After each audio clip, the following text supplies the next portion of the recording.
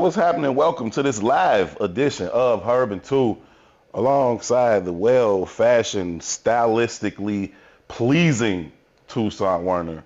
My name is Herb Howard. This is where we get together and talk about issues that currently impact the black community. We talk about how those issues impact us individually and also how they impact us as a collective. And along with your help, we talk through these issues in hopes of finding the optimum solutions for how we can overcome said issues. Again, overcome them individually, but perhaps more importantly, at least for the sake of this conversation, overcome them as a collective. Thank y'all so very much for choosing to be a part of this conversation. As always, your input is valued. It is certainly appreciated. Anything you want to add to the conversation, feel free to do so. We will read through as many of your comments as possible while we go through the show. We would kindly request that you please take a quick second to share the broadcast, share it on your personal page, share it within your personal network, share it with anybody that you think would add value to this conversation or find value in it. Again, this is Herb and Two. It is intellectual thuggery at its absolute finest. My name is Herb. His name is Two. Two, what's happening, good brother? What up, family? Blessed and highly favored, man. I'm tired of shit, though. Yeah? I'm wore out. Oh, man. I don't even know what the fuck I did either. I was trying to think about why I'm wore out. Why are you tired? Why are you tired? Why are you good? Nah, man. Happy Mother's Day, too, man. Salute to all the mothers, man. Happy Mother's Day to all of the mothers out there, for sure. Yeah. So, excuse me. Jesus Christ. Let me ask y'all a question. P. Ron, y'all could feel free to chime in on this if y'all want. But are you required to tell people Happy Mother's Day if they aren't your mother or they didn't birth your children? Like, if you ain't my mama and you didn't birth no kids for me, why do I need to tell you Happy Mother's Day? Now, that mother takes on a lot of forms. So people got a lot of different, your grandma might have raised you, your auntie might have raised you. Mothers in different forms. But if they didn't mother you and they didn't mother your children, are you required to tell them Happy Mother's Day? No, you're not required to. But I think it's the cordial thing to do. Mm-hmm. You know what I mean? What you know about cordial? Well, I'm a respectful human being until I'm disrespectful. And when I'm disrespectful on purpose. Absolutely not, BT. I agree. It's just a courtesy. So he agreed with courtesy. you. Yeah. I agree, right? But, I had a wild experience the other day.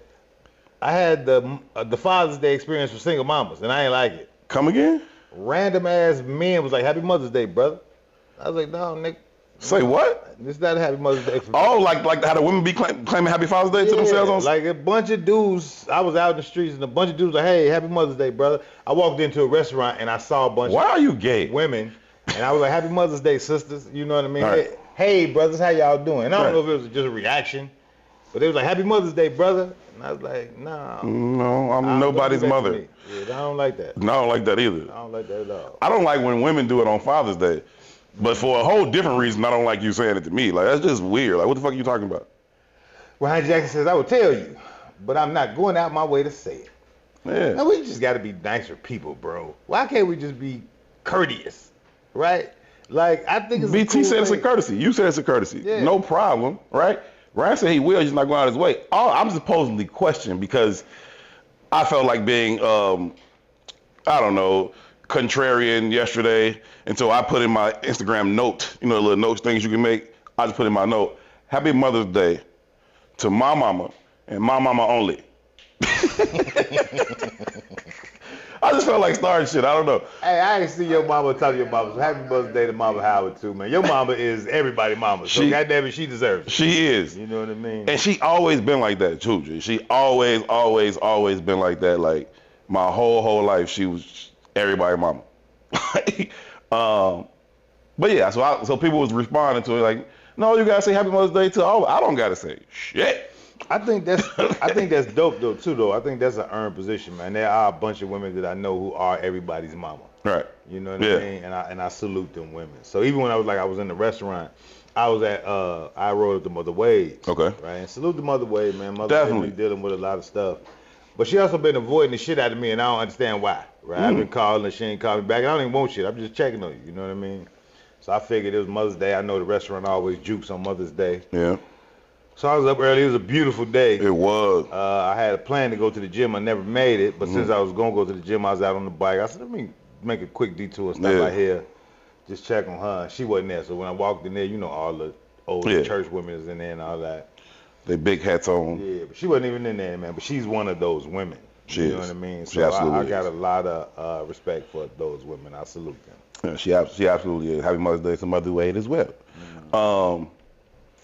Yeah, man. So, you know, people they didn't like it. And I was like, well, I don't gotta, like, if you ain't my mama and you ain't my child's mama, what I got, like, I don't get it.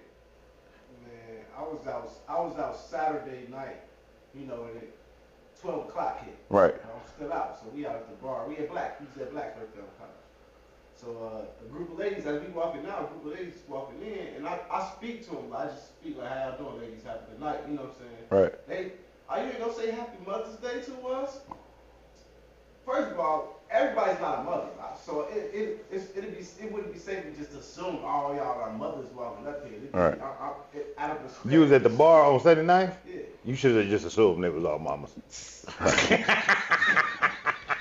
Do we just supposed to say this to every woman we see on Mother's Day? Because then the ones that we speak to that's not a mother go, oh well. How about we be cordial to all black people every day? Right, so I spoke, you know what I'm saying? Okay. But to counteract with oh, you ain't gonna say Happy Mother's Day, like, damn. Nigga, you gonna say nice. Baby's mama's. Baby's mama's. Roll with the punches. So the Ghetto Godiva said, everywhere I went yesterday, people were like, Happy Mother's Day with smiles. It was really nice. I agree, we need to spread more joy and kindness in our community. I go out of my way to speak to almost every black person I encounter on a daily, like all the time I do that. But I don't do that. My mama. I've been trying to get better I speak to everybody I see. I don't black usually people do it, but I've been trying to get better at it. Yeah, cause I just feel like we need that little bit of medicine in our community. What? I want to read Ryan's comments, but then I don't. I personally have. Ryan is crazy. I ain't got no mic, so I'm getting a little loud. So I personally go through this thing with my partners about Mother's Day because they not my mama and they not my baby mama. You know what I mean? So it had turned into a point where you're asking for something. It's like, you ain't gonna do nothing for me for Mother's Day? No.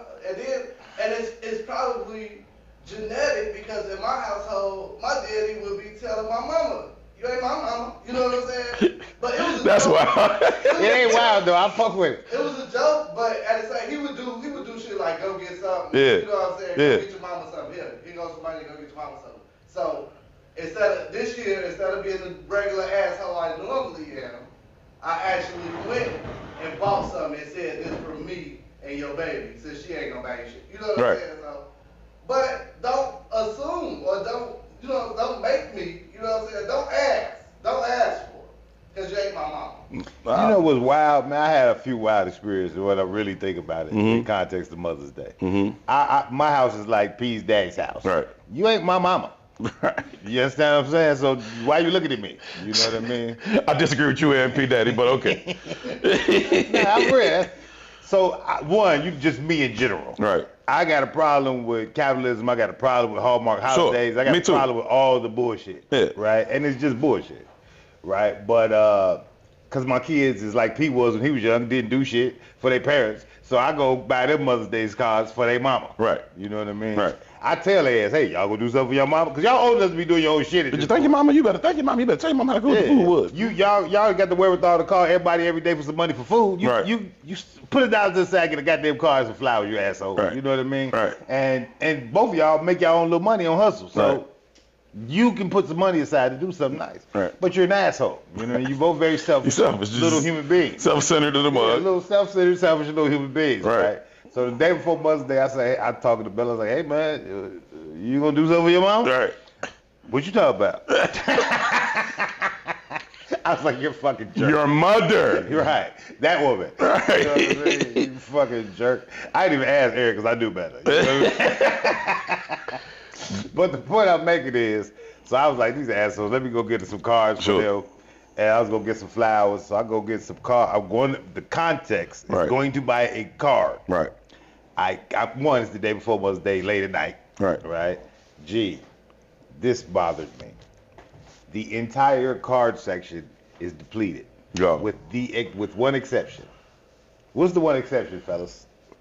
Father's Day cards? No. All the Mother's Day cards. Think how Mother's Day cards work, right? Uh-huh. From son to mother, from daughter to mother, from Oh, from husband to... which card is Wait, I don't- left? For grandma. Which card is left? Which one is filled in the motherfucker? Which row is filled? From husband. Husband ain't moved. They ain't sold one of them. They like... For my wife ain't moved off the damn thing. They like you and P Daddy. You ain't my mama. No, ain't no wives. Ain't no wives. I was like, this is fucked up, bro. Y'all ignorant. This is fucked up. So I had my choice. I could pick through all of them because they was all there for me. You understand me? But then I had to get the kids some blank shit so they could write it. Right. There was no more of them from your Then your they like, daughter. what should I rate? Damn, tell me what to say about my mom. Tell me how to feel about her. Y'all crazy.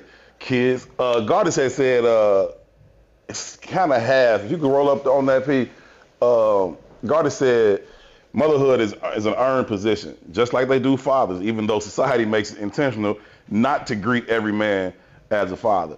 On Father's Day, people always tell me Happy Father's Day, but I agree that motherhood is an earned position, fatherhood is an earned position. You always say that being an elder is an earned position. It's not solely tied to how many times you made a trip around the sun. Like, so I agree. People do always tell me Happy Father's Day on Father's Day, and I never take the time to be like, I'm not a father, because I've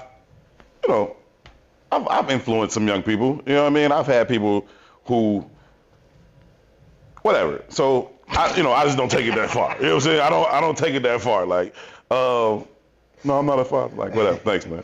It's just easier to say thank you and keep walking. What was the line from the Ghostface song? When he said that, it just came to my mind. Take the plan B, please. If someone was just listening to piano. I got a family I already got a family. He's singing this shit, man. I have you know, I have not terminated any pregnancies. I have.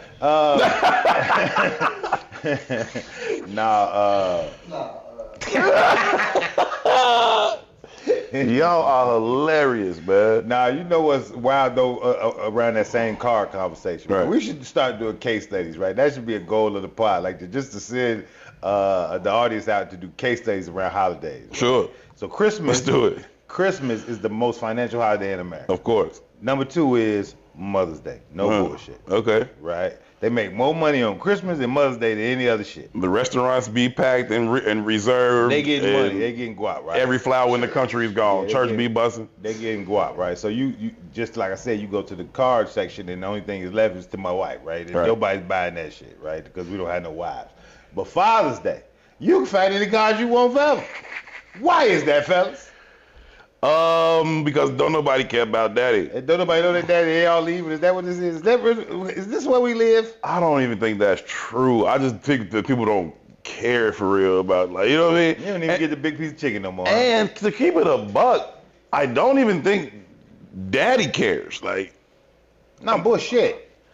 no, not like that. Not on some I want a card or some flowers. Like, Not on the fucking flowers. something. I want some acknowledgement, though. So, and like my father-in-law, what we would always do, we always have a barbecue on Father's Day out of their crib.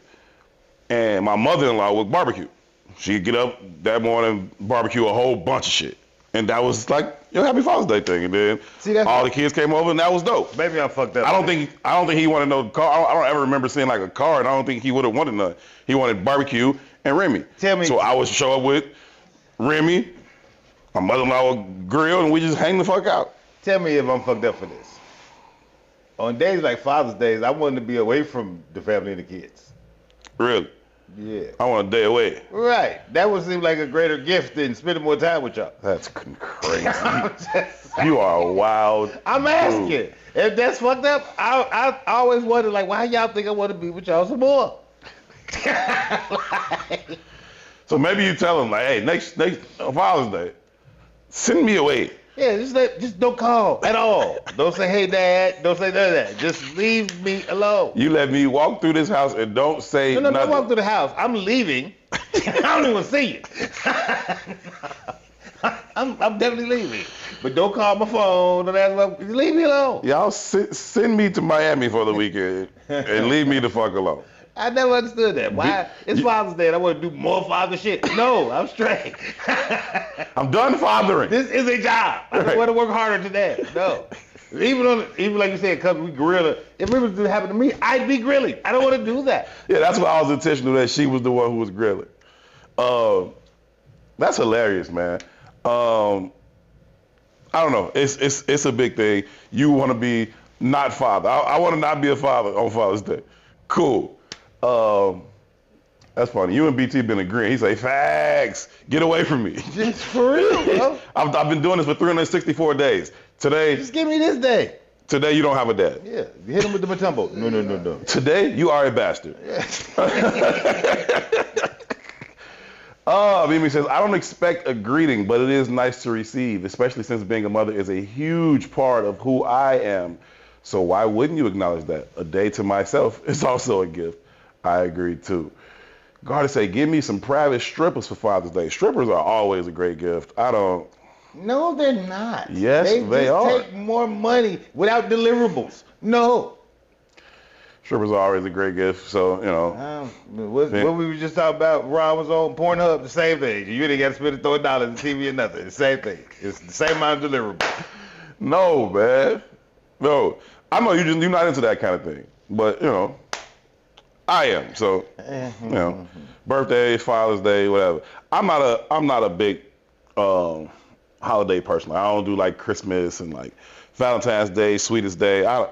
I think it's all made up bullshit, and I buck the system anytime I can about anything. I just don't like subscribing to dumb shit that I don't really fuck with, so I don't really do it. But birthdays, that's cool. I'm glad you're still alive. Like, I'm glad you are here. I appreciate you. Let's do something. You know what I mean? Other than that, Then you say my daddy used to be on that "you not my mother" shit with my mama. It was weird. I don't understand why that's weird. You're not my mama. It's Mother's Day. Yeah, you ain't my mama. I agree with Mimi on this one. I don't agree with you and P Daddy on this one. Crazy. Because they white man talking. Because they had y'all's children. That's why you day mama. It's Mama's Day. I made you a Mama Day. I made you a Mama Day. It's crazy. It's not. Hey, I saw your post to Nick too. He's about to the woman I made a mama. Yes. It's not I made you a Mama Day. It's whose mama are you? See, that's the problem, right? That's why we call E4O momager. They think they everybody mama. You not my mama. You not my mama. You not my mama. You not my mama. Yeah, it's wild to me, man. I don't know. What it is. I hung out with my mama all day yesterday. Went to a brunch at the bar, no less, because you know it's got to be fun for me too. And then went out to my uncle's crib and hung out there. So you know, it is what it is. But yeah, I just think that if you ain't my mama and you're not my children's mother, I am not obligated to say this to you. In fact, my partner responded to my note on Instagram, like, why wouldn't you tell me Happy Mother's Day? I was like, well, why would I? Like, you ain't my mama. Like, you ain't my mama, and I don't have kids either. So like, why would I think to tell you Happy Mother's Day? Now, she's like, are you serious? I was like, now mind you, I talk all this shit, but I still was obligated to do shit. Right? So I do be clear, I'm talking what I feel. But I move how obligation forces me. You understand me? It is what it is. It's the dichotomy of being human and black. I would say man the fuck up, but I agree. I just don't agree that you shouldn't be celebrating your child's mother on Mother's Day. I think you should. Yeah, wait till you have children. That's a clear distinction, right? It's a clear distinction between whose mom you are. And you're just not mine. You know Either I came out your box or I didn't. It's very simple math to me. You know what I mean? It don't work that way. But, you know, salute to all the mothers, man. Happy Mother's Day to all of y'all. You know, happy Mother's Day to all the mothers. On some funny shit since we just end funny shit, man. Yeah. It is absolutely beef season. I'm sorry, what? It's beef. Oh, season. yes, it is beef season. And it's getting out of control. So Game and Rick Ross Game is beefing. He released a record for Rick Ross, a beef record. Mm-hmm. Shannon Sharp and Shaq. Shannon Sharp and Shaq. Shaq made a diss track. Made a diss track. Right. And even though that's hilarious, and I hope to God Shannon Sharp responds with another diss track. Oh, I would love to hear Shannon Sharp try to rap. That would be the greatest thing in the world. Oh, let's campaign for it. Hey, Shannon Sharp, Shaq. you got 48 hours to respond. His whole shit. Hey Shaq. Hey. He'll never get to a bar. Or one of the people that do the little Instagram remix things should do it. Right. Like because when they did that Miles and that Yak remix, that shit was cold. Like, I was actually playing that. Like Shannon Sharp, Miles and that Yak was raw. And even though that's hilarity, for me, the greatest beef ever. The greatest one ever. Is Christian Combs. And 50 Cent. 50 Cent. Have you heard the Christian Combs record? I have, and I don't hate it. You're a nerd. I don't hate it. You're a fucking nerd. I don't hate You're it. a fucking nerd. I don't hate it. This is proof positive that hip hop is dead. That man said, let me hear you say it. Let me hear one of y'all say no did it. And you gonna do what, Christian Combs? What are you gonna do, Christian Combs? That man said they ran in both our cribs, but good thing they ain't know we had bought the crib next door, because that's where everything was at. I said, what? Every what, sir? I said they rented a house thinking they had crack. We make hits. Christian Combs. $1 million plaques, baby. Please stop it, Christian Let's Combs. go. I'm here for it. Smoking 50. Stop it. Smoking 50. Stop it, Christian Combs. He's smoking the 50 pack. He should be embarrassed. This hip hop's over with, bro. Kendrick lost. I'm sorry, I will recant. He lost. He didn't win. Because he ruined it. Obviously, we did not hear the message. The week later, we back on some stupid shit. You know what I mean? Obviously, he lost. Could have been the best decision J. Cole ever made to bow out of that shit. Yeah, it is what it is, man. I'm still disappointed that he did, but he's not in the muck of it right now. But yeah, I did listen to the Christian Combs 50 Cent diss track, and I didn't hate it. I did not hate it. I must tell you. Yeah, I'm embarrassed for you. The game actually it's a decent rap record, and you could tell he wasn't aiming to fully just go at Ross. Some of that shit was like, I got an album coming or something, because you could hear the first verse wasn't really directed at Ross. But the game could rap. I always thought the game could rap. Yeah, he can. Documentary is one of my favorite rap albums. Ross responded eating a bowl of cereal out of a Louis Vuitton cereal bowl. More loser Negro shit that proves that Drake won. Yeah, All Hip Hop released a record talking about how Drake's finances wasn't. I mean, article saying how Drake's finances wasn't gonna be affected by the loss.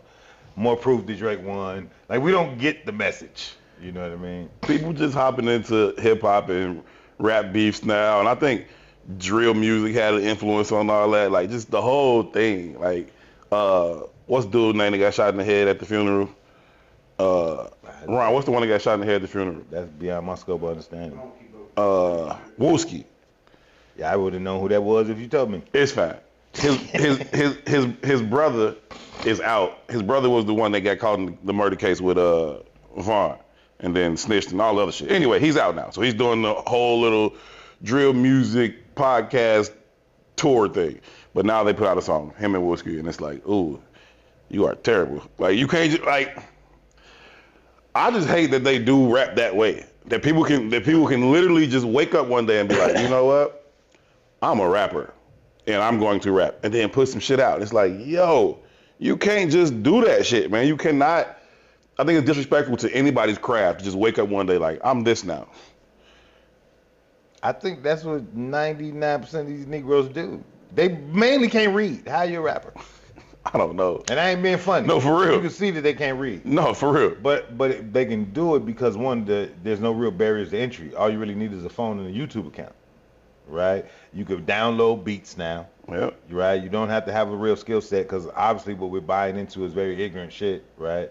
So if I can find something catchy, I can say this over 62 times and it might go somewhere. You know what I mean? Mm-hmm. Or my relationship to Little Boo Boo or Right. Little Right. Dada. You know what I mean? As long as I know them niggas, I'm good. I'm you good know what I money. mean? Little Dada killed 16 people, I killed 5. I'm on. I'm on. It's ignorant as fuck, dude. It's very ignorant. I kind of want to go back. Go ahead. The Ghetto Godiva made a statement about Mother's Day, and she said, my ex-husband takes Mother's Day very seriously.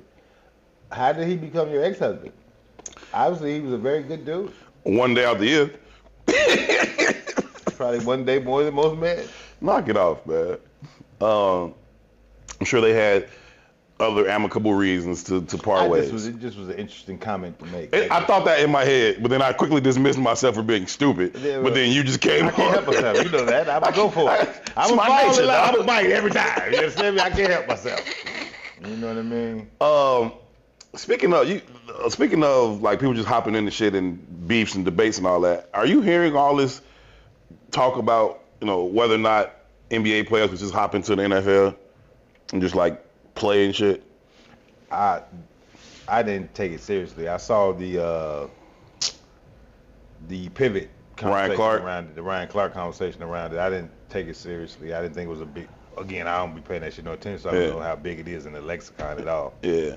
I thought Ryan Clark made just good, valid points about the shit. Like, basketball niggas are basketball niggas. Extremely talented, extremely athletic, cool. Not knocking nothing about basketball.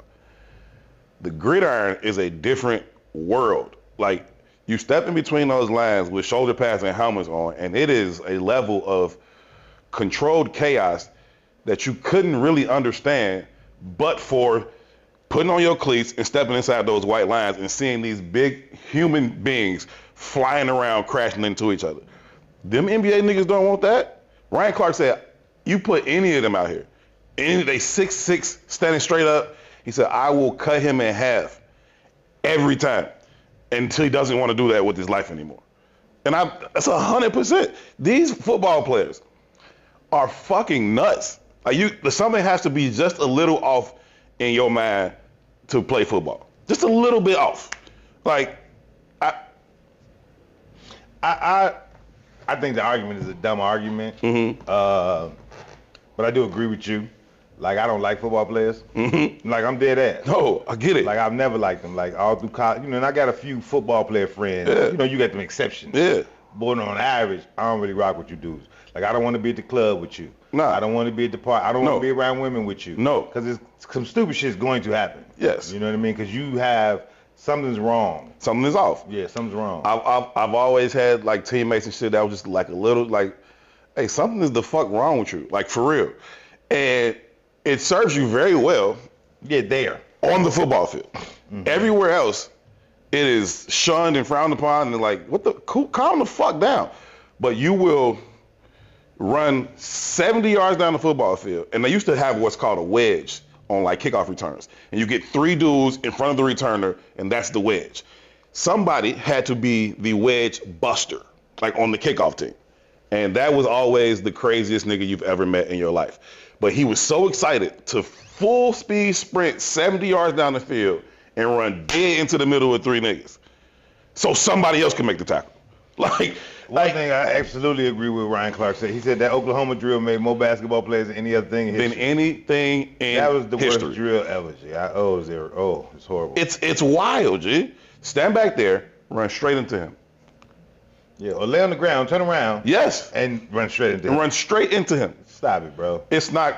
I'm light-skinned and handsome. hey, he said that too about Austin Rivers, because it was Doc Son that was talking to stuff. He said, I will look Austin Rivers into his little light-skinned eyes. His little light-skinned eyes. I gotta stop participating in that colorism shit. You don't want this. Nah, man. It's just a different thing, man. That's all. It's just a different thing. You seen these Ring cameras? What you mean? Picking up these shootings on the west side? No. Man, it's getting outrageous. Well, one, it was a shooting on, I think it was California, maybe. They said they found 44 shell casings. Damn. Only one person got hit, but it's all caught on Ring camera. Let me not say it's all. That's OC on so many levels. Let me not say it's all caught on Ring camera. Right. It's one fraction being caught on Ring camera. You don't know who they shooting at. Right. And only one person was hit, and he was hitting the elbow, right? But if you look at the video from the Ring camera on, let's say they on the south side of the street with the Ring cameras picking up and they're shooting toward the north side of the street. It might be 15 young kids on the south side of the street, but they're running in between cars shooting north. Right. I'd argue that the one who got hit probably was on the same side as the shooter. Could have been. Because it was so chaotic and out of control. They don't know shit about Madden Crossfire and none of that. Like, they don't know shit about weaponry. They don't know shit about the armory they have. That, you know, obviously, I was talking to P before the cameras came on, and I was like, damn, 44 shell casings, just because that is a lot. But then you look at it and you hear it go off. It's obviously a switch on the gun. It's, right, so that's 44 shell casings and one trigger pull. Right. It's gone. You know what I mean? Like, it's one, the weather's changing. I had an experience the other day. And it bothered the shit out of me, right? I try to be out here, like I'm a certified gun owner. But I don't like being with my gun because it pushes you to change your behavior. Right? It does. You know you got it on you. There's a shift in how you move. Far more likely to shoot somebody if you have a gun than if you don't. You move through situations very differently, right? So I'm riding and I'm on 67th and Stony. It's midday. It's early morning type of deal. And I be on that bike all the time. I'm shooting through the Walgreens parking lot, finna cut through the Chase parking lot, which I do all the time, going back toward the house on 51st. Young boys, I didn't even say, they ain't even that young. They might be mid-20s, almost 30s, and a woman. Getting out of the car, I see them. I ain't thinking nothing of it. I'm riding past them. They are, in relation to where I am, they might be what Ron is to us. One of the young boys, and I got my headphones on, not paying that much attention. Out of my periphery, I see one of them kind of running up on me. And he run up on me with his hands like this, extended like he got a pistol. But again, I'm not paying as much attention, right? Got my headphones on. I'm in my zone, right? That's crazy. But when I see out my peripheral somebody running toward me, of course, your attention goes to where that is. Sure. It better. So I turn and look at dude, and he laughing like this. That's funny.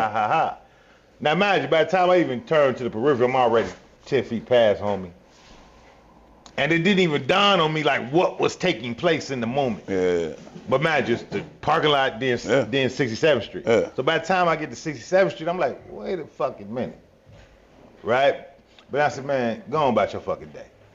But this just so happens to be one of the moments when I had the burn on me. And he just, it was funny to him. And it disturbed the shit out of me, because had I really caught on to what was happening, I might have responded. Yeah, no, that's wild. And for the fact that he wasn't like 15 is crazy.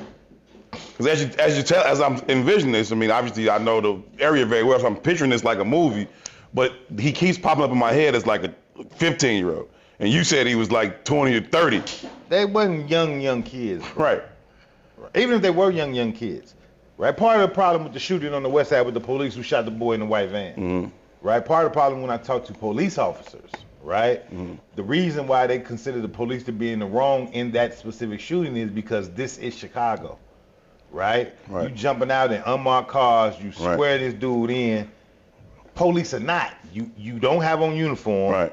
It's people around here riding around in the police cars. And if he lets you have it, he don't know, because of the dangers that arise in this city, right? If he lets you have it, you really not identified yourself, bro. I'm scared. You know what I mean?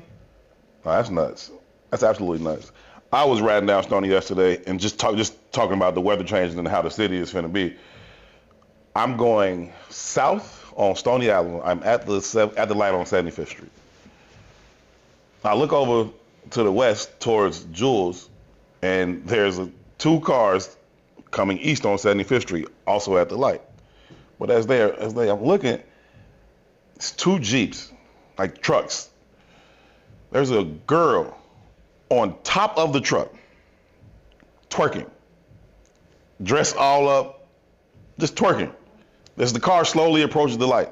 It's two cars. It's a girl in another truck behind her on top of the truck, recording her twerking on the. I'm like, that's just because it's 80 degrees. Like, god damn! Like this the first 80-degree day, and here y'all come with this bullshit already. I was like, I went outside 5 minutes. I'm like, I ain't been outside 5 minutes. I go from my crib to 75th, and it's like, yo, it's about to be a long summer, G. So, to that argument there, I took Bella driving last night. Oh, that's what's up. We're riding past Eve's crib. There's a little small church across the street with a parking lot. There's somebody in the parking lot doing donuts with somebody on the roof of the car. I be seeing them donut videos, and I be seeing the ones that crash and spin out into the crowd, or somebody fall out the car, fall off the car, and I was like, duh. But see, we talk about the girl twerking, we talk about the donuts. What is it in the mind that this is what you got to do? Because it's nice outside. Oh, for any reason. Like, what level of attention are you starved of to where this is what you got to do? Right? And it's interesting because I'm driving, like, we running down college, so Bella's not driving down college. I ain't allowing that. But we going somewhere specific so I can let her So she drive. can drive, right. So when again, out my periphery, I see the donuts. I don't even catch the person on top of the car until we a little bit further. And she was like, you see the person on top of the car? She laughed, like, ha, ha, ha. I was like, what's funny about that shit?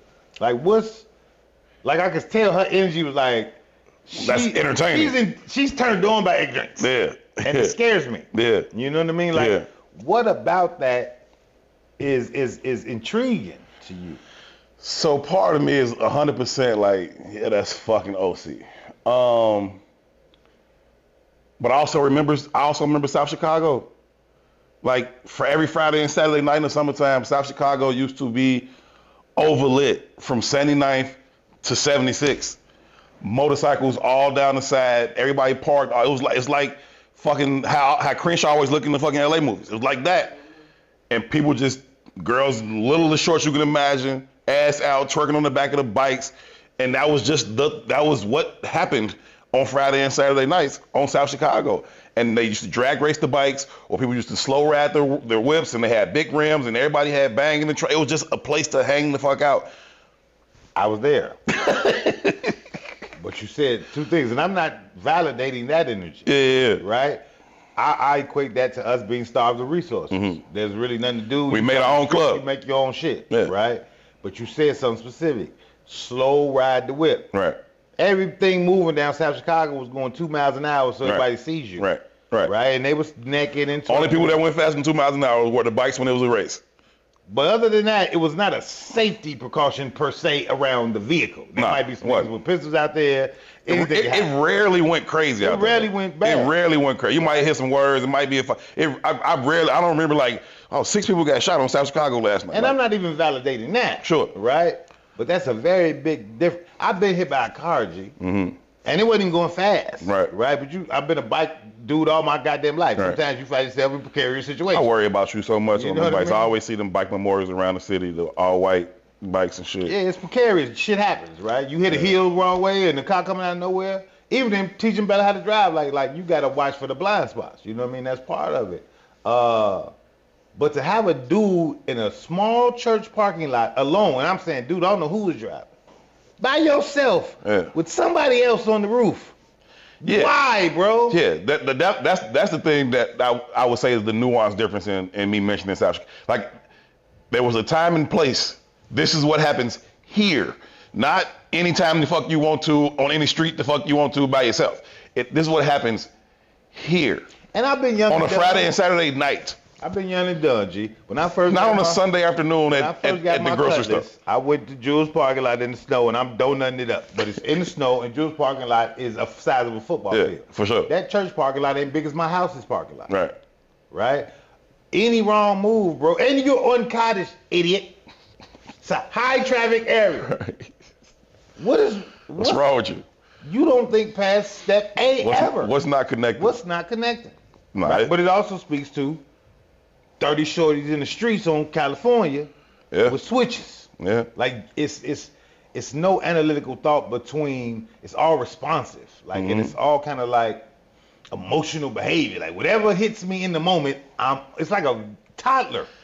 But like you said earlier, like what attention are you missing? Like what void are you trying to fill with this type of shit? You know what I'm saying? Like, it's not cool to be a young girl in the middle of the day on a Sunday twerking on top of a car, a moving car at that, at a very busy intersection. It's just, that's not okay.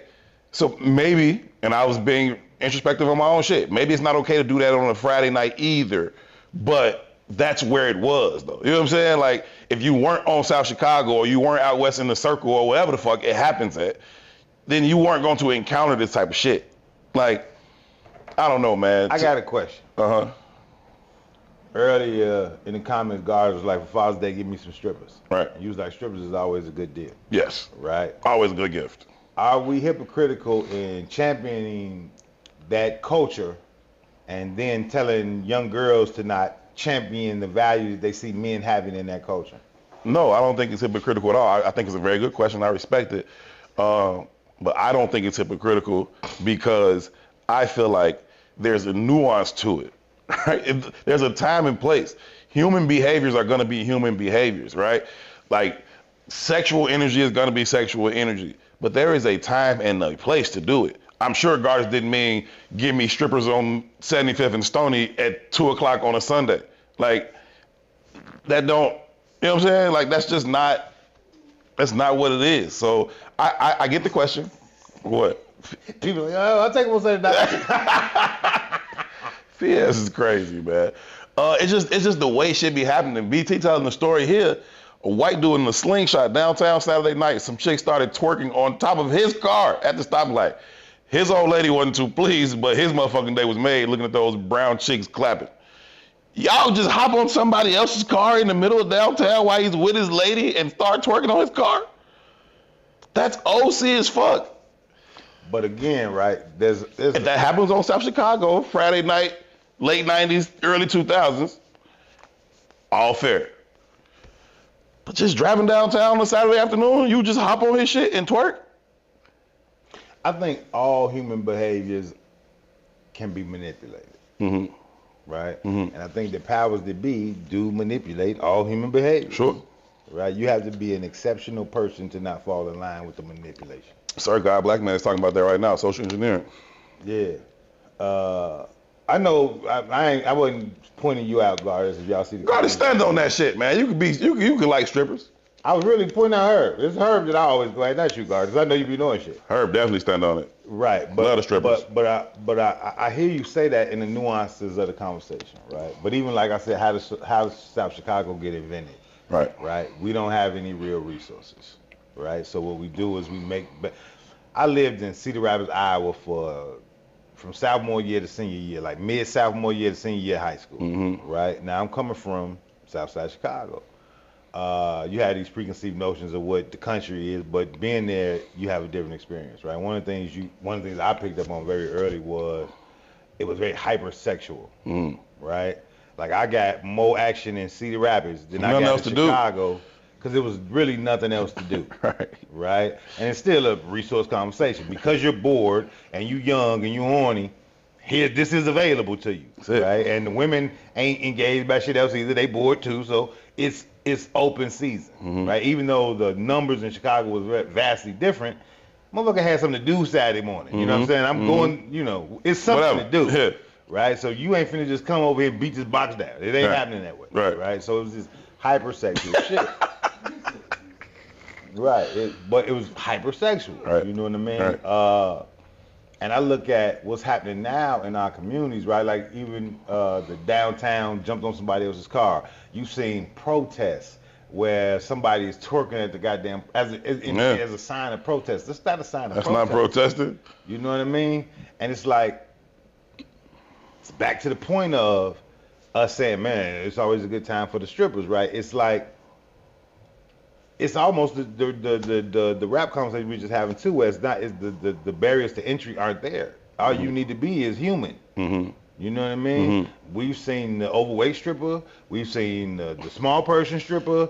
It's a now. Pregnant strippers. The pregnant stripper is not in the group chat. Happy Mother's Day to the strippers. Salute to the group chat and the specific group chat. Yeah. It's the little people stripper gets in there every 2-3 days. The little people stripper finds his way into the group chat. I'm here for it. I'm not. I'm not here for it. Why are you disqualifying little people as for strippers? I'm disqualifying the culture. You understand what I'm saying? Like, why are we so serious? Right? And it's for real because it causes all these other issues that we don't pay attention to. Right? We don't deal in the fact that we lack resources. We don't deal in the fact that we're being cut out of opportunities. We don't deal in none of those facts. We just keep reducing ourselves to lower and lower and lower and lower levels. Yeah. Like, why are we comfortable with that? Yeah, I mean, listen, I get that, all right? I get the correlation. I'm not trying to absolve myself of any responsibility of adding to the bullshit. I say all the time, no single drop of water thinks it's responsible for the flood. So I get that. I get my drop adding to the flood. But I also put some personal responsibility on this shit because it's when and where. Like there's a time and place for certain behaviors. And when you put them out of their proper context, I think that becomes the issue. And I'm not going to denigrate the entirety of an activity merely because some people don't know where the fuck that activity belongs. Put it in its proper place, I'm perfectly fine with it. I don't give a shit. But you put it outside of its proper place, then you have a problem. I love basketball. If niggas start hooping in the middle of the church, they be OC as fuck.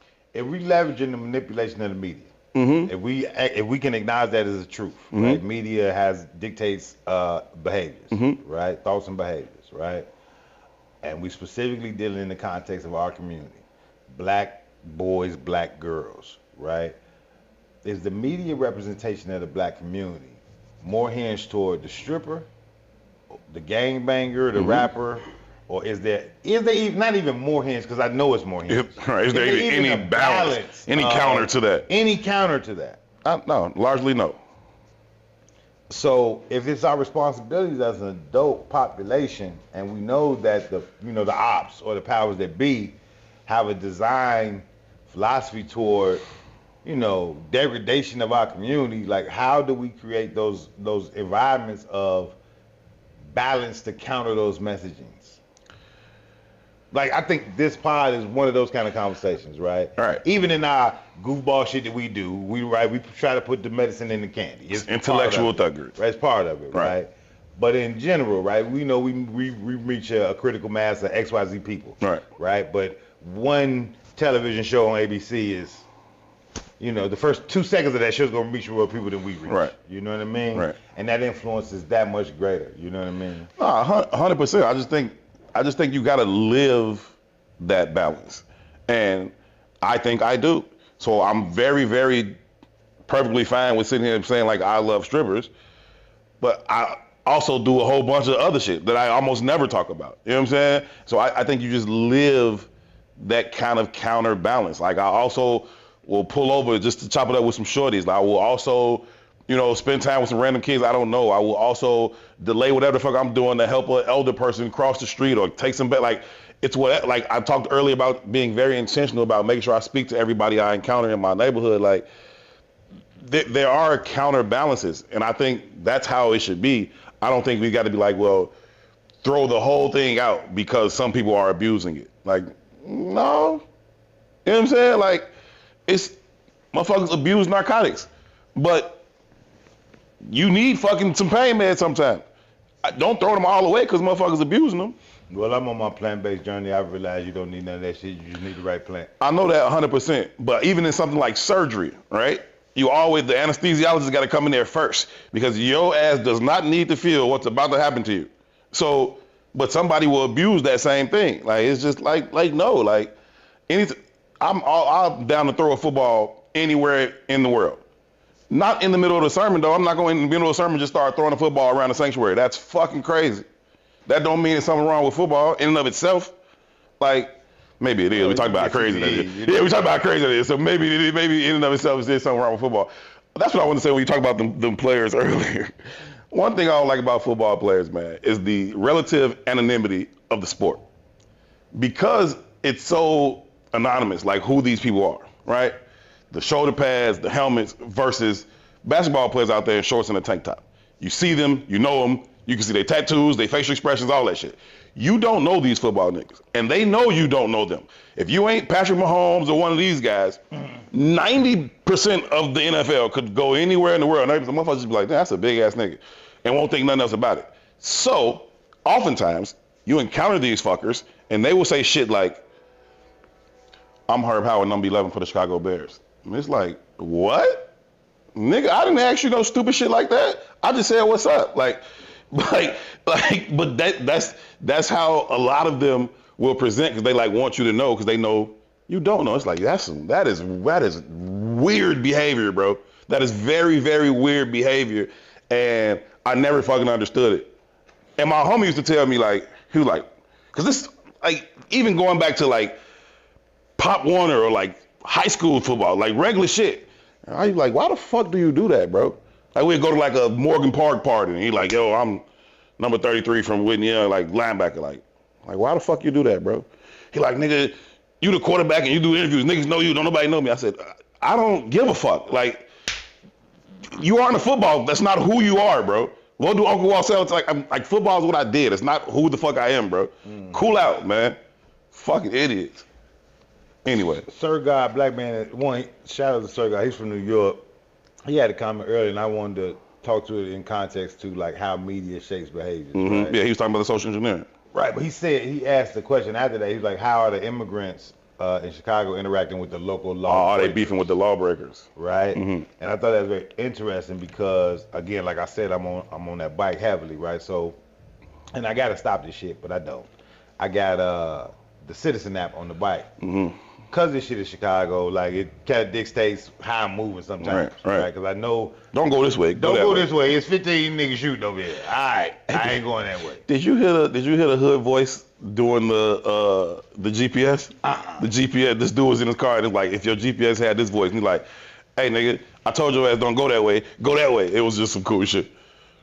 But to that point, when you got the Citizen app, you see or hear most of the criminal activity in whatever community you in, right? And there's a high volume of immigrants in the whole southeast side of Chicago, right? From 53rd down, there's a humongous immigrant population. There is. Dumped them a bunch of them in them areas, right? And them is the areas that I mostly frequent, right? So probably for the last 2-3 months, you'll hear on that Citizen app all of the criminal activity taking place, and they identify ethnically. You know what I mean? So you know who's doing what, right? Assailant. Here's the description. Well, that ain't Jamal. That's Juan. You know what I'm saying? Juan is getting cracking. 100% Javier. 100% Javier's doing that shit. You know what I'm saying? Javier's getting cracking. If it's a knife involved, that's Javier. You understand what I'm saying? Dead ass. But I be tripping on the amount of reports that come through that Citizen app versus the amount of reports that hit the newspaper versus the amount of reports that hit the TV news versus the amount of report we see in our Instagrams and Twitter and TikTok feeds, and maybe that's the algorithms we tuned into. But Chicago is violent. You can't take that away from Chicago. It's part of the culture of this city. Right? Sure. I'm not validating that. It just is. Right? But I came in here talking about a shootout on the west side that got caught up by a Ring camera. That wasn't a news channel reporting that. How many Ring cameras is picking up Juan and Javier? And why aren't those coming across those same channels? You know what I mean? When I see specifically on my Citizen app, that they getting it cracking. They is getting it popping out here. You hear me? And then Sergei says immigrant prostitutes are selling that box for cheaper than the regular prostitutes. First of all, I want to know how you know how much the regular prostitutes are charging. You're making me nervous. And what's the discount? They cutting their legs out from under them. They cutting their legs out from under them. That's the game. G. You always got to reduce the price when you're new on the block. But yeah, they out here working too. You know what I mean? But those conversations are not hitting the outlets. Hence, there's not being a brand or idea, philosophy shaped around of them as being violent criminals and all that. Right? If you back to the Citizen app, G, there's a building on 71st and Bennett. I don't know what's happening in that building. Right? But it must be one of those depots where they just dumped them. Yep. Every day, Juan Javier Juarez is getting it popping in that building. Every day. You know what I mean? And it's just very interesting to think about how that works. I also don't think people understand the difference in the level of violence, culturally speaking, that some of these people are coming from. Like, America built on violence. We know violence. But there's a different level of it and a different way of it that happens in some of these other places. And you'd be like, yo, what? Y'all did, what the fuck happened? Just OC. I remember working with this dude. His last name was Guzman. And Guz was a super cool dude. Super cool dude. Not no exaggerating nigga. No reason to think he was lying. But he would go back home to somewhere in Mexico every summer, right? And one day he come back. One year he come back. Talking about the heads on the wooden post. No, he similar though. He talking about driving down the road in the car. He said black truck speed up on them, cut them off in the middle of the street, and hop out, AKs, snatch them out the car, take their truck, and drive off, leave them sitting on the side of the road looking stupid as fuck. He said, we sitting there trying to wrap our minds around what the fuck just happened. He says, and not 5 minutes later, while they still in shock about the shit, another black truck comes speeding up on them, see them on the side of the road, stop, hop out with AKs, asked them what happened, what the fuck is going on, why y'all sitting right here? And he told them, somebody sped up, robbed us of our truck, took off. The second black truck said, okay, stay right here. And then they speed off. We like, what the fuck now? He said about 20 minutes later, the second black truck comes back speeding up the other way again. But they have their truck, the stolen truck, in tow behind them. So we like, damn. So he said, hey, get out. Buddy opens the back of the second truck, pulls out a head. He's like, this one of the dudes who robbed y'all? And they like, yeah, I was one of them. So yeah, they ain't got no business robbing nobody around here. Only we rob motherfuckers around here. Here go y'all truck, go ahead on. What the fuck, Joe? Like, you know what I'm saying? Like, that's a different level of shit that we, like, that's not some American violence shit. That's next level shit, G. Next level shit. Yeah, you know, I've been trying to study this Congo crisis. And I'd be lying to say I got a full grasp of what's all the way going on in detail. I get the gist. And I'm thinking about it in context to the totality of the conversation we're having today. Whether it be the little girl stripping on the top of the goddamn Jeeps. Yeah. Whether it be, the young boy fake shooting at me at the Walgreens parking. Right. Down to what's happening with the immigrant population in this city. That Congo crisis is a 30-year crisis. There was I don't want to say it's the result of, but it spilled over from, have you ever seen Hotel Rwanda? Mm-hmm. So that was the Hutu and the Tutsis warring or whatever, right? And those fractions kind of moved into the Democratic Republic of Congo, right? And I was ignorant around what the Hutus and the Tutsis was fighting over because I watched the movie and thought they had some clarity, and it's not really clear. Mm-hmm. But when you get into the Democratic Republic of Congo, it's a very resource-rich area. Gold, cobalt, what's the other shit that they put in the cell phones? Coltan, diamonds. The Democratic Republic of Congo has all that. Mm-hmm.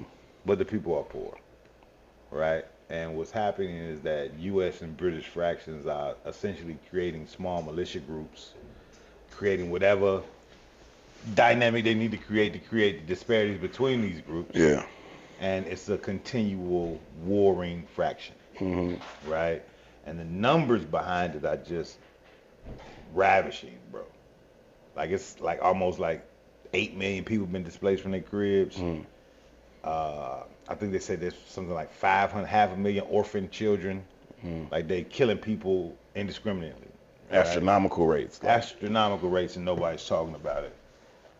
And I'm relating it back to 79th Street, right? What happens when you snatch the resources or snatch access to resources? And I think it's very telling of black life in America, right? I've said this before, like, there was a few years ago when the headline of the Tribune said, this is the most violent street in the city of Chicago, and it was a picture of 63rd and King Drive, essentially O Block. Right? But if you stand on that train platform on 63rd, you can see the Sears Tower. Mm-hmm. You can see downtown. Mm-hmm. If you walk, I make this argument all the time. If you walk from 63rd to, 43rd, you're in the midst of a whole community of $1 million houses. Yeah. Just opposite sides of Washington Park. Right. The other side of it. On the whole, just it. Right. One park. You walk through one park. Yeah. Right. So it's like, man, here we are being in the midst of what looks like a bunch of access. Mm-hmm. And just a short park away, we don't have no access. And what kind of mindset does that create? And then on the east side of that same park, one of the most powerful institutions in the country sits right there in the University of Chicago. So like, just that dichotomy, period, right? You got $1 million homes this side of the park. Shit, and on my side, you're right. We got University of Chicago, which is the Harvard. And on this side, you have one of the most powerful institutions in the country. Maybe the most prestigious university in the United States of America. It's a kingmaker. And then O-Block on the other side. Interesting. Very, very interesting. You could do a fucking study on Washington Park. Just the geography of Washington Park would be like, damn. You know what I'm saying? Like, it's interesting, man. Bubbles said in the wire, he said, thin line between heaven and here. Ain't that a bitch? Thin, because he went with McNulty to go see McNulty's son play soccer. I mean, it was some white shit. McNulty drove him 5 minutes back to the crack spot. He looked around, he said, shit, it's a thin line between heaven and here. It's a thin line between heaven and here. That's wild. I fuck with that statement. Yeah. I'm still at. Yeah.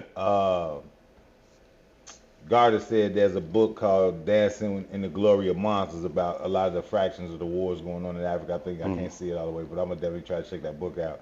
But I was just thinking about that whole conversation in context, right? Like all those resource-rich lands and they're fighting over, and not even the U.S. and British kind of occupations or, you know, same conversation we had, right? Ain't no motherfucking switches getting made in O-Block. Right, no. You know what I mean? No. But they got all the access, right? I've been places and Shorty pull up, like the barbershop. I hate to say this out loud.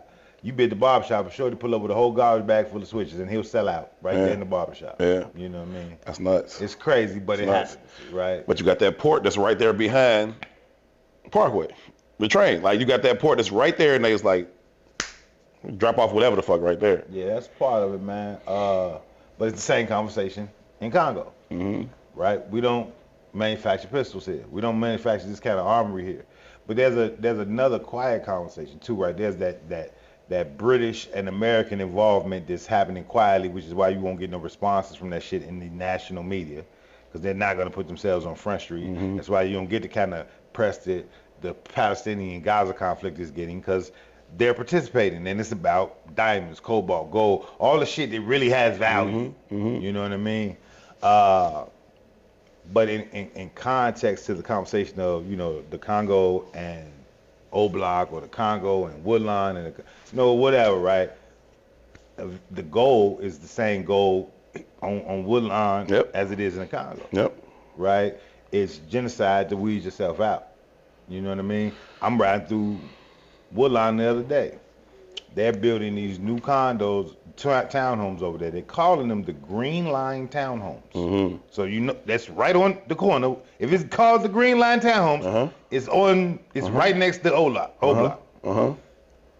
Let's say Evans. Sure. Let's put it in perspective, right? So you got King Drive. Evans is 1000 Cottage East. Grove. Yeah. Right? In between King Drive and Cottage Grove, King is where O-Block is if you're not from Chicago, right? So you get the King Vons, you get the Dirk claims it, but he ain't really from O-Block. Yeah, he's from Inglewood. You get the Vons.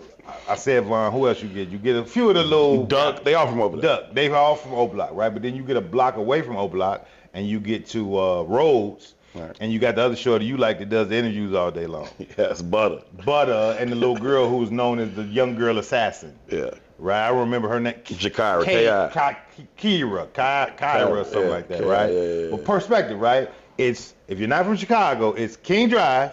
That's Vaughn and them. The very next block is Rhodes with the opposition, quote unquote. Well, they on St. Lawrence, but it's the next block. Okay, we're saying, well, 2 blocks. I'm fine. Right. No, right. You know what I mean? There's one barrier between you two, right? A bullet can travel the distance. Right. But simultaneously, in both of those poor, impoverished neighborhoods, 5 years later, after the mass marketing, not even just the gunfire and destruction, right? The marketing of this being the front page of the Tribune saying this is the most violent street in what is known to be a violent city. To the point where it becomes a tourist destination. It is a tourist destination because of the violence and the creatives that it created out of the violence. Right. Right? Today, $1 million townhomes that is made out of cardboard. Yeah, oh yeah, you can blow them over for sure. You can blow them over. They threw them up so fast, it was And unbelievable. they're legitimately under a train track. So it's going to be annoying as shit to sleep there, but it's $1 million cribs, bro. Spring and O-Block's still there. Yeah. That shit just blows my mind. Off the chain. BT referenced the Highlands, talk about the $1 million mansions over east. And that's always been interesting to me. Not just that they're there, right? The entirety of it. I've lived on that corridor my whole life. But there are 3 blocks that the Highlands are in. Maybe you can count a 4th. But there are 3 blocks that the Highlands are in. That's 4. Okay. Bennett. Nothing fucking happens in those 4 blocks. That is true. Nothing happens on the 4 blocks. Then you have Ridgeland and then East End. On East End, between 67th to 69th, 10 bodies a year. It cracks. You know what I'm saying? And then straight through the alley, nothing ever happens. There's no. It's legitimately a world of difference. There's no trash. There's no debris. It looks like you're in a different community. It looks completely different, and it's so OC because the Highlands go from 67th to 71st. There's no way into the Highlands from Jeffrey nor 71st Street. You cannot make a left or a right. You can't turn west off of Jeffrey to get into the Highlands. From Jeffrey to Stony, you're fucked from 71st Street. And you cannot turn north into the Highlands off 71st. Sure can't. You cannot. You're not invited. You are not welcome here. Yeah. Okay? Keep that shit. And it's a fucking invisible barrier. Like, it's not real. Oh, it is I mean, it's invisible. real It's concrete. because you can't turn it. But what I'm saying is, you could foot it. You can foot it for sure. It doesn't happen. You definitely can foot it, but you can't drive it. No, you can't drive it. They're not letting your ass in. They have designed it. You cannot come here. What's the first street that like you said, it could be 3 or 4. Mm-hmm. So when you get to, I can't think of the streets over there like that, but there's buildings on one side, yes, and then there's the big ass mansions on the other side. That's why I said maybe 4 blocks. Right. These people share an alley. Right. What is that actual street though? So Ridgeland is here. Is it with Ridgeland? the buildings? With the buildings. With the buildings, and on the other side of Ridgeland is the big house. And behind that is what block is that? That is Craigier. Is it Craigier? It might be Craigier. I'm tweaking. I'm actually much better with the streets east of Jeffrey than west in terms of naming them. But it go from Stony. Fuck. It's East End after Stony. No, there's a block before East End. Damn, I'm OC as hell right now. Either way, I recognized that block the other day. Right. Like again, I've been over there all my life, but it was late at night. I'm on the bike, and it was just daunting the difference. Yeah. Like on this side is the buildings. No, for sure. On this side is opulence. For sure. And the culture shifts on that side. For sure. Right? They share the fucking block, but the culture shifts on that side of this street. Yeah. No, 100%. I'm as always, I'm reminded of The Wire. But once the towers came down and Avon and them was trying to move their shit, Bodie is looking for Marlo so they can talk and work this shit out. Bodie sets up his crew in the middle of the block. And so Marlo come, the other dude's telling him, he's like, they must be from the terrace, the way they being all cute about the property line and shit. It was literally the middle of the block. Once you get to the middle of the block, there's us, that's y'all. Middle of the block, and them niggas sat right on the middle of the block. He was like, nah, we don't go past that. Yeah, you can train the mind, bro. And you could see it, like you said. Yeah, it's wild as fuck. It's wild as fuck. It is, man. But again, just thinking about the Congo, Ryan Jackson says they're fighting over land they don't own. I don't know if they're talking about the Congo or, East End, right? But I think this digs deeper into a deeper conversation, and this conversation, like, I've been having internally, right? Who really owns any of it? Mm-hmm. Is it yours to own? Mm-hmm. You know what I mean? Like, that might sound like an esoteric conversation, but I was talking to my wife the other day, G, and it's like, I'm at a point in my life, maybe it's because I'm just getting older, like I'm questioning all this shit and the value of all this shit. Like everything. It means nothing to me anymore. Everything. I've been thinking that way about, like, passports. Who the fuck decided that if I'm born in this place, I gotta get permission to go to somewhere else. Like, what the fuck you mean I need a passport to travel God's green earth? Fuck you. Really? I mean, I know the system is in place. I can't get around that. You know what I mean? But I look at my own passport, look at the fucking stamps and shit. It's like, for fucking what? Why did I need to get permission to go to fucking Mexico? I could walk to that motherfucker. Literally, I could walk from here to Mexico. Why the fuck I need permission to do that? Like, I don't know, man. It's weird. Nah, it's really interesting, bro. It's weird. And again, back to that Congo conversation, right? Cobalt, coltan, gold, diamonds, right? Those are the real valuables, the real assets in this society, right? So when you think about like the levels of poverty in these third world places, and I'm gonna stop calling them third world places because that's a description that's put on them by the countries who's robbing them blind. Mm-hmm. You know what I mean? That's really what it is, right? Part of that Congo conversation too, and I didn't get to this, is like I said they got the U.S. and the British, but you also quietly have, I don't even know how many British companies, but you have 85 American companies. Mm-hmm. Just like you talked about, why I don't need this passport, right? Or why I don't need these, who created these borders. Right. Well, you also have them same kind of concepts in business, right? Barriers, treaties, all this. You got to go through all these politics to play these kind of games. Hence, those people who create those natural resources should be able to benefit from having them. Absolutely. Right? But when you have outside interference and the biggest bully on the block, can you whoop my ass, though, don't honor none of those none of that legislation. No. Right? Fuck so all you that. got 85 private companies just from the U.S. standpoint. I don't know from the British standpoint, that are also helping, aiding, funding, arming these small African militias to cause havoc. Right? And because you are Oblak of the Congo, right? I'm resource poor and I gotta survive. And if that means I gotta pick up arms to do whatever the fuck I gotta do, now we got 8 million people dead, we got 500,000 children without parents. Like, these are the results, right? Oblak is a very small, concentrated example of the exact same shit. Like, it's not a new thing, right? They employ the same strategies over and over and over again, and we still we fight from the context of the illusion, right? We fight from the context of, like you said, the barriers, the borders, even the people involved in it, right? When you get to Krieger, whatever fucking block that is, it's Krieger. The people on the west side of the street honor the east side of the street in the context of, we leaving y'all the fuck alone. We don't, whatever smoke we bring to over here, it don't reach the smoke on the goddamn other side of the street. Because you got the last Parkway buildings right there on Krieger. Then you got the other apartment building that they kind of rehabbing now, but the rest of them is houses. But it's the same thing, 100%. And BT said also he feel the same way. I was talking about the passports and shit. He said he feel the same way about plate stickers and all that shit. City stickers, window stickers. I hate that shit too. It's fucking dumb. Like, why the fuck I gotta pay you because I own a car? That don't even fucking make sense. But it do when you're powerless, and that's the context of the conversation I'm having, right?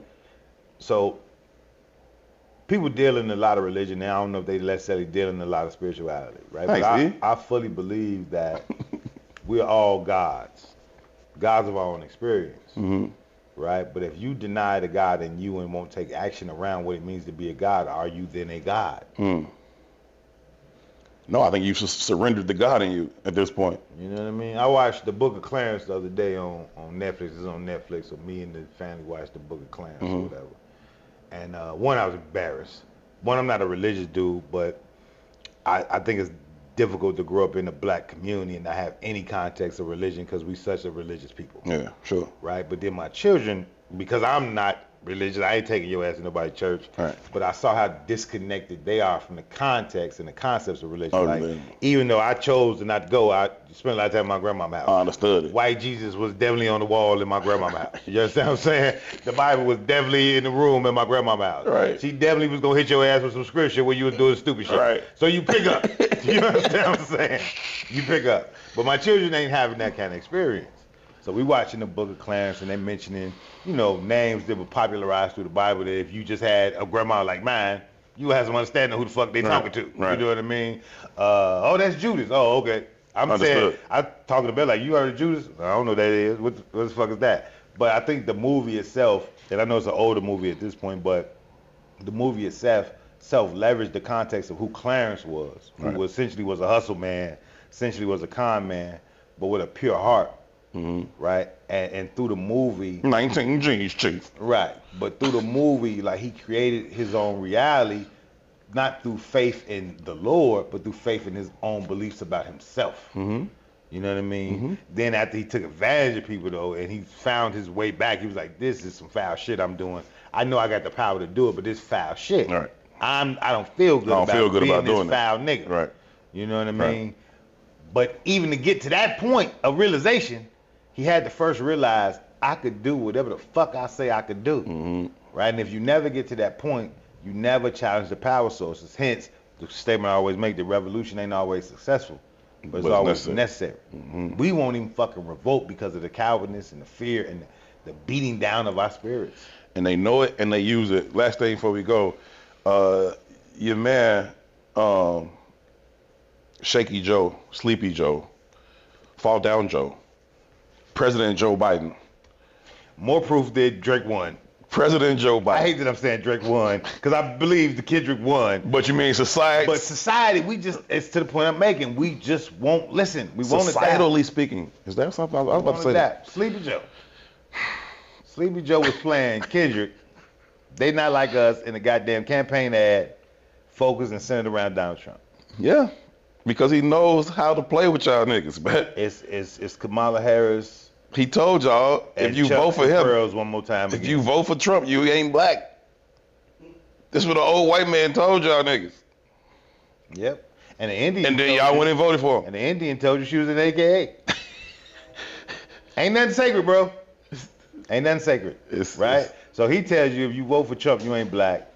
She essentially says the same thing with Chucks and Pearls, whether she said it or not. Yeah. Right? The other white man says to you, what you got to lose. Right. But my argument is that both of those are two sides of the same coins. 100%. And we keep negotiating which sides of the fuckery we going to align ourselves with while still getting fucked in the process. Instead of at least launching her revolt. At least launching the revolt, bro. Nigga, stand on it. Stand on it, right? It's better to down your feet than to live on your knees. I really believe that. Then white people were not successful in their, whatever the fuck they was trying to do running in the Capitol. But they did the shit, though. And what blows me about all of this, though, you said, I don't know the names behind this, but there was this thing where this couple out, I think it was Connecticut, they had some online makeup store. Okay. And they were booming. They getting millions and millions of dollars. But they had employed young boosters around the country to go steal other makeup so they could sell it on their online shit. So there was always this conversation about black people stealing this makeup shit. It was a ring. They making millions and millions of dollars. Yeah. But they're all being employed by this small family in Connecticut that's quietly getting money hand over fist. So they're employing, same thing with the Congo, right? The British, the U.S. employ the people on the grounds to become their soldiers for their fight, for their resources. But they're really your resources. They're really yours, though. Right? So you're fighting on behalf of a fake resource, the dollars or whatever they, call it in Rwanda, you know what I mean? Right. For what's cobalt, coltan, diamonds, what's gold. Inherently yours. What's inherently yours. You know what I mean? And it's the same kind of thing across the globe, right? We, rappers in general, that's why I keep, the Drake won or whatever, but I said Kendrick wasn't talking to Drake, he talking to us as a people, as a society. Change the behaviors, change the philosophies, man. Like, but if you hear the responses, and I'm not looking for, world change the next day, but legitimately the first revolution is always of the mind. Gotta be. You gotta change your fucking mind first. Has to be. Right? And we struggle with changing our fucking minds. We got a problem with it, man. We gotta go. I was euphoria in the campaign ad. My bad, thanks, George. Either way though, he shouldn't be playing some other shit, some country shit. Out of hand, G. That's out of hand. Appreciate y'all for tuning in, man. Thank y'all so much for all y'all's input. Certainly valued and definitely appreciated. Hit the like button before y'all go. Hit the like button before y'all go. Hit the like button before y'all go. But we do appreciate y'all tuning in.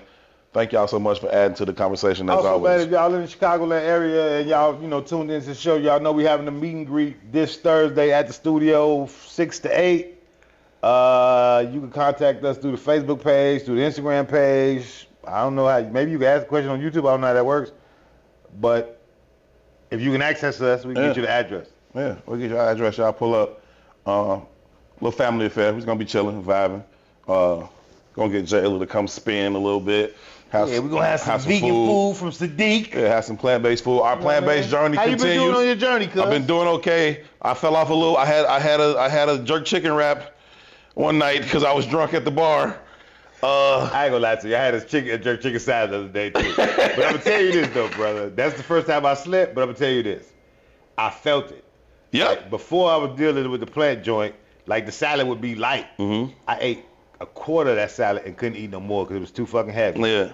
And that bathroom experience is very different these days. It's different. I'm having children every time I go to the bathroom. Happy Mother's Day. Happy Mother's Day to me. I'm fussing all these kids. The man was right. The man was right to greet you as such. But nah, other than that, other than the jerk chicken wrap, it's been going pretty good, man. So I feel like I'm in jail though, G. Cause I can't cook this shit, and I don't know when to go up eating like 2 meals. I went to a brunch yesterday. Didn't eat none of that. They had a fruit salad, so I had a big bowl of fruit. I went to a cookout later. Didn't eat none of that. I'm trying to remember if I ate anything there. I might not have ate anything at my uncle's crib. But yeah, so it's going okay, man. It's going okay. Salute, man. Stay diligent, man. Stay strong. We're gonna do this. We definitely gonna do this, man. Appreciate y'all again. We back later this week for a Relationship Friday edition, and of course, all of you official dirtbags will be getting your Patreon exclusive episode as well. Thursday we kicking it. If you fam, you are welcome. Make sure y'all check out the website, check out the merch. Make sure you subscribe to the page. Hit the like button. Urban2.com. Urban2.com. Get a Not Top 5 shirt. That's my favorite one right now. It is a dope shirt, but people don't give it the respect it's due. It's fine. Not Top 5 is fresh. You dope as hell, bro. I am pretty dope. No, you super raw on this design shit. You a beast. P.I. is also a beast. Ron, also a beast. Realer than most. Ron. And shout out to E4O, man. We appreciate you. For 2, I'm Herb. Y'all be good to each other. Peace. Assalamu alaikum.